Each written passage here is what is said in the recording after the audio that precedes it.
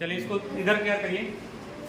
इसमें था यह एक मकान है यहाँ पे, और मकान क्योंकि 20 मीटर ऊंची है, पहली बार मकान पे चढ़ करके एक पहाड़ की चोटी के ऊपर यानी शीर्ष का उन्नयन कोण देखा जा रहा है, बात नहीं।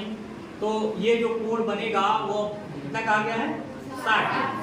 फिर वो आदमी यहाँ नहीं बैठा है, यहाँ से नहीं देख रहा, उतर के आ गया नीचे, और नीचे आने के बाद यहाँ से देख रहा है। यहाँ से देखने के बाद ये मकान के शीर्ष को देखा, और इस समय उसका कोण बन गया 30 अंश। तो ये फिगर यहाँ नहीं जाना चाहिए, जब फिगर यहाँ चला गया ना तो गलत मान लिया जाएगा। तो अब इसके बाद क्या करेंगे, अब आप इसको x मान लो, यहाँ 20 मीटर है तो भी 20 मीटर हो जाएगा। सवाल बिल्कुल फिगर वही है, बातें जो बदली हैं वो है अलग कहने पे बदल गई हैं। जैसे उसमें अब इसको h मानना पड़ेगा तुमको, और अब यहाँ भी उसी तरह x ये भी माने हो तो यहाँ भी तुम्हें x लेना पड़ेगा। अब उसके बाद से लगाएंगे सवाल। तो ध्यान दो कहा क्या गया वो समझो, क्वेश्चन पढ़ा करो। क्वेश्चन ये था कि 20 मीटर ऊंची मकान के शीर्ष से, या 20 मीटर ऊंची मकान से मतलब उसके ऊपर से ही कहा गया, आप बात तो कहा नहीं है। तो 20 मीटर ऊंची मकान के शीर्ष से पहाड़ के चोटी का उन्नयन कोण, पहाड़ के चोटी का शीर्ष ऊपरी भाग का उन्नयन कोण 60 अंश बना। फिर कह रहा है कि पहाड़ के आधार से, मतलब आदमी उस मकान के पास नहीं रहा, पहाड़ के पास चला गया, या कोई हो वहां पे, वहां से देख रहा है वो मकान को, तो पहाड़ के आधार से मकान के शीर्ष का उन्नयन कोण बना 30 अंश। तो यहाँ आकर के देखेंगे, यहाँ क्यों बनाएंगे, अवनमन कोण तो है नहीं, उन्नयन कोण दोनों है। या यहाँ के शीर्ष से शीर्ष का उन्नयन कोण है, यहाँ आधार से इस शीर्ष का उन्नयन कोण है। क्लियर हो गया। अब क्योंकि लगाना तो आसानी है, इसमें एक त्रिभुज छोटा वाला ऊपर उठा लो, त्रिभुज हो गया DCE से, इस बार D/DC equal to tan theta, अर्थात H/x इक्वल टू tan कितना अंश ले लो, 60 अंश, H/x इक्वल टू √3 लेते हैं, और अब H इक्वल टू x करड़ी में 3 समीकरण एक रख देते हैं, है ना। हालांकि ये भी एक लाइन और बढ़ा लोगे तो और अच्छा हो जाएगा। x इक्वल टू कितना हो जाएगा, H करड़ी में 3। अब समीकरण एक करोगे तो फायदे में रहोगे। दूसरी बार लेंगे ABC, यहाँ त्रिभुज लेते हैं ABC से BC/BA, मतलब लंब बटे आधार का सूत्र लगा करके tan थीटा कर देंगे। और अब यहाँ लिखेंगे 20 बटे BA कितना है, x बराबर tan थीटा कितना है 30, अर्थात 20 बटे x बराबर tan 30 का मान 1 बटा करड़ी में 3, अर्थात यहाँ 20 बटे x को अब पक्षांतर कर दें तो कितना हो जाएगा, x बराबर 20 करड़ी में 3। समीकरण सेकंड करते हैं। अब लिखते हैं समीकरण 1 व 2 से, 1 व 2 से क्या है, x ले चलते उसी में रख लेते हैं। तो यहाँ हमको मिला था x की जगह पर h बटे करड़ी में बराबर, देख रहे हो ना यहाँ x का मान इतना है, और यहाँ आ गया x का मान 20 करड़ी में 3।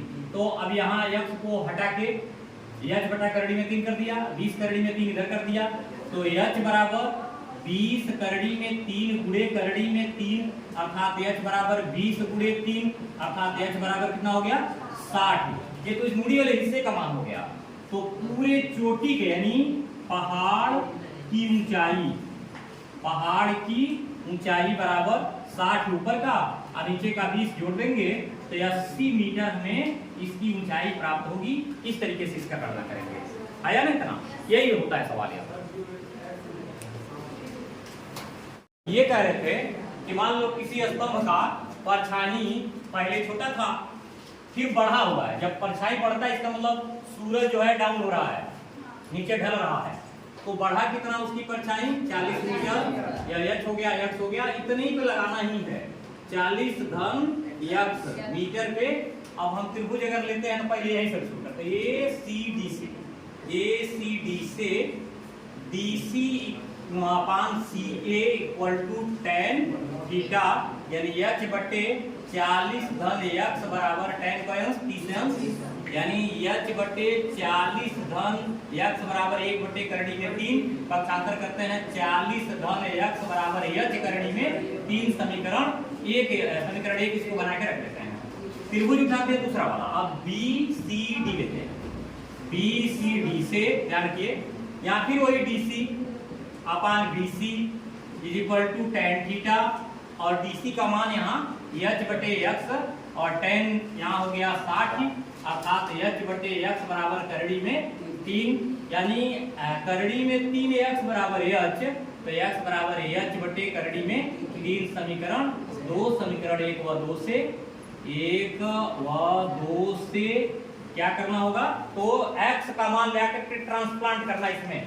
तो 40 धन h बटे करड़ी में 3 बराबर h करड़ी में 3 यहाँ हुआ और बराबर कर लेते हैं।